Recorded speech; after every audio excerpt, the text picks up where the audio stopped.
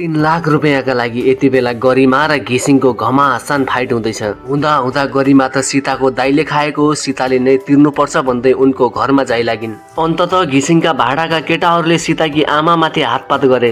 अनि यता रमेशको पलाउँदै गरेको लभ अफेयरलाई घनश्याम काकाले ब्रेक लगाउने प्रयास गर्दैछन्। आउनुहोस् आजको यो भिडियोमा सीता सिरियलको आउँदो भागमा के कस्तो हुँदैछ भन्ने विषयमा मुख्य कुराहरू जानकारी दिनेछौँ। त्यसैले भिडियोलाई लाइक गरी अन्तिमसम्म हेर्दै गर्नुहोला। सीताको दाइ अर्थात् विनोद सुकुम्बासी घिसिङ र गरिमाको 3 लाख रुपैयाँ खाएर फरार भएको छ।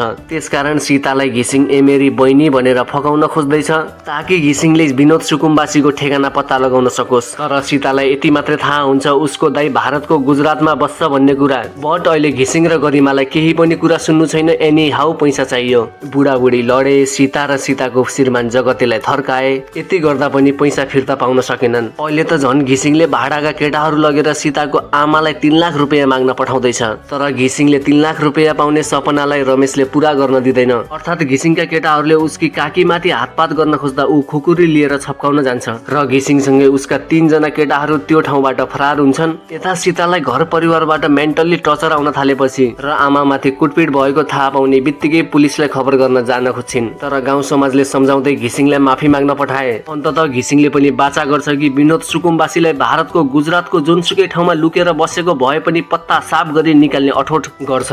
अनि यता रमेशलाई घनश्याम काकाकी एक्लै भान्जीले अंगालो मारेको देख्दा उसकी माइजू फायर भएर ब्लास्ट हुन खोज्छिन्। हुँदा हुँदा मामा माइजू मिलेर दुईटैले रमेशलाई झपारे। जुन थालमा खायो त्यही थालमा थुक्न खोज्छस् भन्दै थर्काए। तर घनश्याम काकाकी एक्लै भान्जी भने रमेशसँग नजिक हुन चाहन्छन्। रमेशले पनि अलि कता कता माया त गरिरहेको छ। अब घनश्याम काकाकी भान्जी र रमेशको विवाह हुनुपर्छ भन्ने साथीले कमेन्टमा लेख्नुहोला र बाँकी आउँदो भागमा कथाले कस्तो मोड लिन्छ भनेर थाहा पाउनको लागि नयाँ भाग हेर्न नछुटाउनु होला। साथै भिडियो मन परेमा भिडियोलाई लाइक, शेयर अनि च्यानललाई सब्स्क्राइब गर्न पनि नभुल्नु होला। अहिलेलाई भिडियोमा यति नै। हस्त, धन्यवाद।